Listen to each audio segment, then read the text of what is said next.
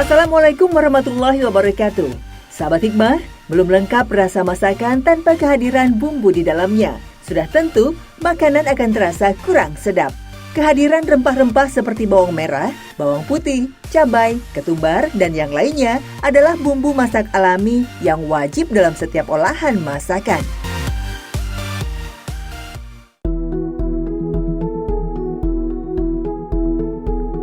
Membahas rempah-rempah, hasil bumi ini bahkan menjadi sumber penghasilan hidup bagi sebagian orang. Salah satunya Nenek Suyati, atau yang akrab disapa dengan panggilan Nenek Iir. Setiap harinya, ia menjual beragam bumbu masak dengan cara berkeliling kampung. Di usianya yang telah menginjak 68 tahun, Nenek Iir yang hidup sebatang kara terpaksa berjualan untuk menghidupi dirinya sendiri. Dengan segala keterbatasan yang ada, ia mulai berdagang. Awalnya dengan cara memanggul sendiri bumbu rempah-rempah. Lantas nenek menggunakan sebuah gerobak modifikasi yang menjadi wadah untuk menampung dagangannya. Lalu online 100.000, ya udah saya bayarin aja. Nah, ibu kan capek pakai digini segala. Iya, bilang terima kasih deh kalau dikasih informasi, kasih ini troli. Nenek Iir menjual rempah-rempah yang menjadi bumbu masak seperti bawang merah dan bawang putih, gula merah, hingga ragam hasil bumi lainnya seperti buah dan sayuran. Ia mendapatkannya dari seorang tengkulak yang baik hati.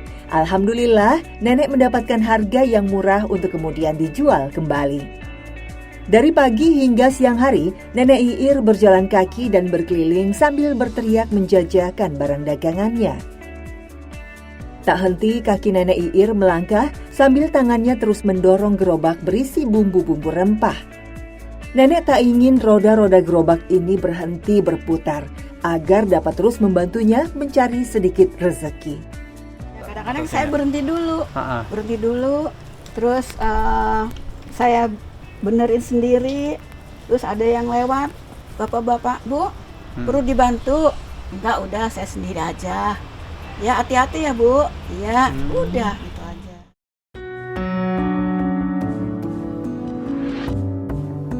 Panas dan terik matahari setiap hari menjadi sahabat Nenek Iir berkeliling menjual bumbu. Tak terasa sudah puluhan kilometer ia lalui. Namun hari ini belum satupun pelanggan yang datang membeli. Dengan semangat, sesekali mulutnya berteriak menjajakan bumbu dapurnya. Alhamdulillah, rezeki masih mau datang menghampiri. Bumbu dapur yang ia bawa mulai laku terjual. Dengan rasa syukur, ia melayani pembeli yang memerlukan bumbu untuk memasak. Ya karena kasihan aja, dia udah tua, keliling-keliling, rumahnya jauh. Nggak ada yang nyariin tambahannya buat dia. Ya hidup sendiri ya, iya, anak-anaknya. Anaknya yang kurang peduli sama Bu Iir ini. Semua dijalani Nenek Iir dengan keikhlasan. Baginya, pelanggan merupakan sumber rezeki. Yang penting, dirinya tidak merugikan orang lain. Ia selalu jujur kepada pelanggan dengan rempah dan bumbu yang dijualnya. Kalau ini kan banyak ibu-ibu yang membutuhkan bumbu-bumbu, jadi saya yang ambil singkat aja, yang gampangan dijual, gitu. Iya, kejujuran dan amanah dalam berdagang menjadi hal yang sangat dianjurkan oleh Rasulullah SAW. Dari Abdullah bin Umar radhiyallahu anhu bahwa Rasulullah SAW bersabda, seorang pedagang Muslim yang jujur dan amanah terpercaya akan dikumpulkan bersama para nabi, orang-orang sidik, dan orang-orang yang mati syahid pada hari kiamat nanti.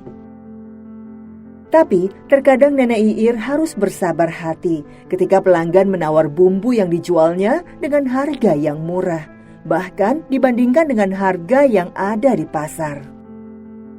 Ya, memang itu biasa, kan buat pancingan saya. Tapi besok-besok dia nggak utang lagi, dia bayar lunas. Kalau ada yang nggak bayar gimana? Ada nggak Bu? Pernah? Diikhlasin ya?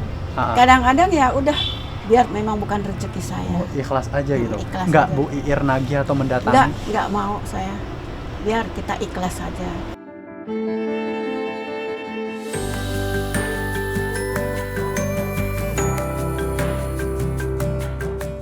Sahabat, di mata orang lain sekilas pekerjaan Nenek Iir terlihat sederhana, namun ia melakukan semuanya hanya seorang diri.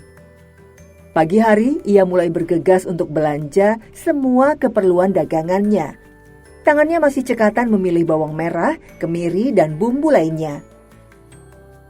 Di tempat ini, Nenek Iir mengambil semua bumbu untuk dijual nanti. Pemilik toko memberinya keringanan dengan cara boleh mengambil terlebih dahulu jika nanti nenek sudah punya cukup uang bisa membayarnya. Kalau misalnya, mohon maaf nih Bu, sepi dagangan gitu, setoran ke yang sananya bagaimana? Ya tunda dulu, habiskan dulu yang stoknya itu. Dan tidak apa-apa dari yang bapaknya? Nggak apa-apa. Sahabat, di usia yang sudah senja, tentu membuat kondisi tubuh nenek berusia 68 tahun ini tidak sekuat dulu. Terlebih, ia mempunyai keluhan persendian pada lututnya. Berjalan puluhan kilometer membuat kaki Nenek Iir terasa sakit. Jika merasa pegal, Nenek Iir mengoleskan balsam sambil memijat atau mengurut kakinya agar terasa sedikit membaik. Selain itu, nenek juga punya tips tersendiri untuk menjaga kebugaran tubuh dengan membuat jamu dari ramuan beras kencur yang ia buat sendiri. Ada tips tersendiri nggak Bu untuk merawat tubuh atau badan biar tetap bugar? Jamu aja, minum jamu saya. Jamunya apa? Jamu sehat wanita. Kalau jamu sehat wanita ya beras kencur, kunyit, asam.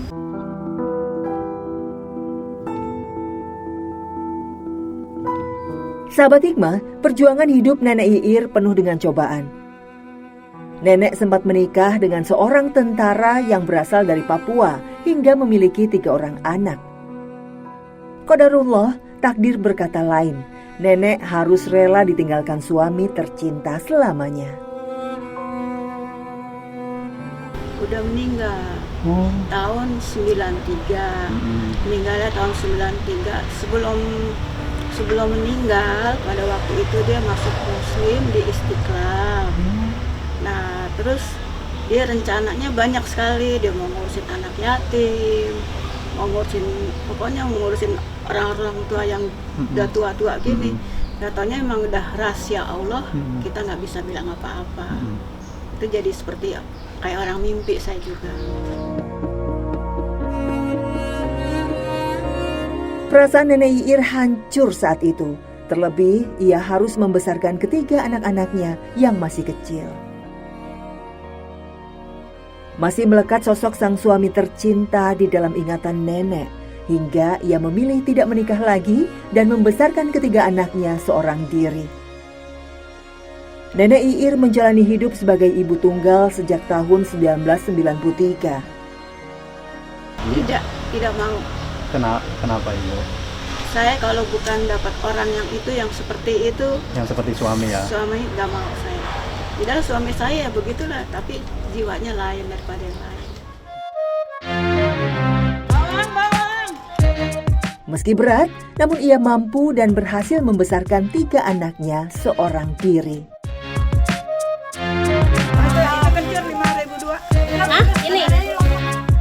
Tapi sayang, kasih seorang ibu yang diberikan ibarat air susu dibalas air tuba. Ketiga anak-anak Nenek Iir kini memilih untuk menjalani hidupnya masing-masing. Bahkan seakan menjauh dan menelantarkan dirinya. Terlampau sibuk barangkali. Dia kan kerja di proyek juga. Pas nengokin kemarin pas selama lebaran itu nggak pernah nengokin sama sekali. Padahal masih di Jakarta ya Bu? Iya, nah udah gitu akhirnya baru kemarin ini nengok saya.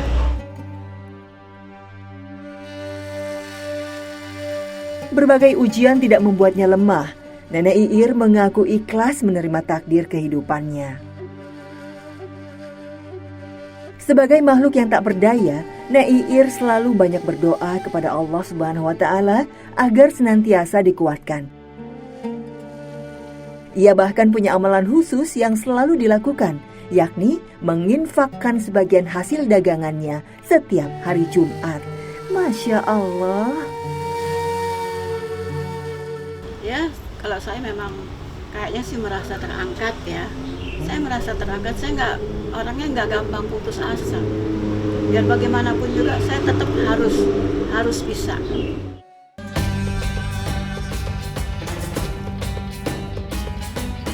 Jauh di lubuk hatinya terdalam, terbersit harapan.